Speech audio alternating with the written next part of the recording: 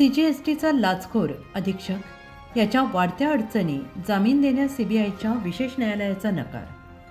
कोणतीही बेकायदेशीर बाब नसताना कायदेशीर कारवाईचा धाक दाखवून 50 लाख रुपयांची मागणी करून 22 लाख रुपयात तडजोडी अंती 5 लाख रुपये लाच स्वीकारल्यानंतर CBIच्या कचाट्यात सापडलेल्या नाशिकच्या CGST विभागाचा अधीक्षक हरिप्रकाश शर्मा याचा जामीन या प्रकारचे गांभीर्य लक्षात घेऊन पुणे येथील CBIच्या विशेष न्यायालयाने फेटाळल्यानंतर शर्मा याच्या अडचणीत वाढ झालेली आहे. दिनांक 10 ऑक्टोबर 2025 रोजी हरिप्रकाश शर्मा, अर्पित गौर, अखिलेश सिंग, अभिषेक चंदेल या चौकडीने CGST विभाग नाशिक येथून आल्याचे सांगत उद्योजकाच्या कंपनीतील कार्यालयाची तपासणी केली आणि त्यांच्यासोबत कोणतेही पंच नव्हते.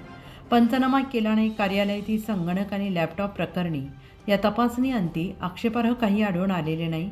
थोडक्यात कोणताही बेकायदेशीर प्रकार आढळून आलेला नाही. विशेष बाब म्हणजे सदर कंपनीचे उत्पादन करमुक्त असल्याचे माहीत असतानाही थातुरमातुर, अवास्तव आणि असत्य अर्जाच्या आधारे कारवाईचा धाक दाखवत 50 लाख रुपयांची मागणी केली. दिनांक 13 ऑक्टोबर रोजी उद्योजक यांना या कार्यालयात बोलवले आणि पुन्हा पैशाची मागणी केली.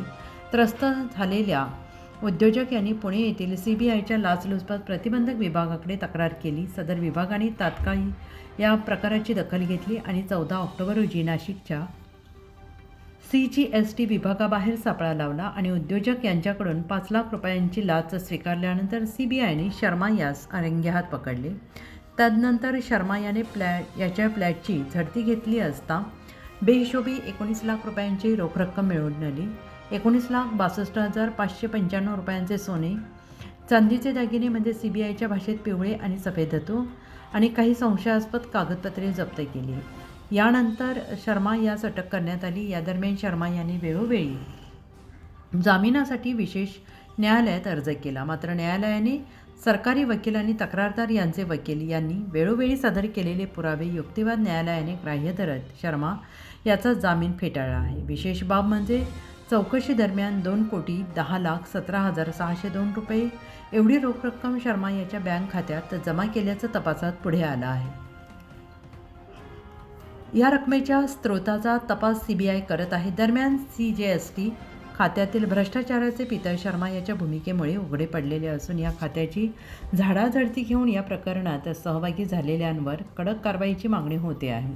दरम्यान तक्रारदाराचे ॲडव्होकेट पाठक आणि मनीष सचदेवा यांनी प्रभावीपणे वास्तविक स्थिती न्यायालयाच्या निदर्शनास आणून दिली आणि लाचलुचपत प्रतिबंधक विभाग CBIच्या विशेष न्यायालयाचे माननीय न्यायाधीश R मेंदे यांनी दोन्ही बाजूचा युक्तिवाद ऐकून हरिप्रकाश शर्मा यास जामीन नाकारल्याने प्रकरणाचे गांभीर्य वाढले असून शर्मा यांच्या अडचणीत वाढ झालेली आहे. तर CBIच्या तपास अधिकारी यांच्या रडारवर चौकशीत अजून कोण कोण आहे हे तपासाअंती समजेल. दरम्यान CGST विभागात खोटेनाटे अर्ज करून सरकार आणि प्रशासनाचा वेळ आणि पैसा, श्रम अपव्यय जाणीवपूर्वक करणाऱ्या तथाकथित यांचा इतिहास तपासून कडक कायदेशीर कारवाई करावी, तसेच सत्यता पडताळून चौकशी करून कारवाई करावी अशी मागणी होत असून खोटेनाटे अर्ज करणाऱ्यांचा सुळसुळाट झालेला असून शासनाने अशा अपप्रवृत्तीवर प्रतिबंधतेसाठी उपाययोजना कराव्यात आणि ठोस पावले उचलावीत अशी मागणी होते आहे.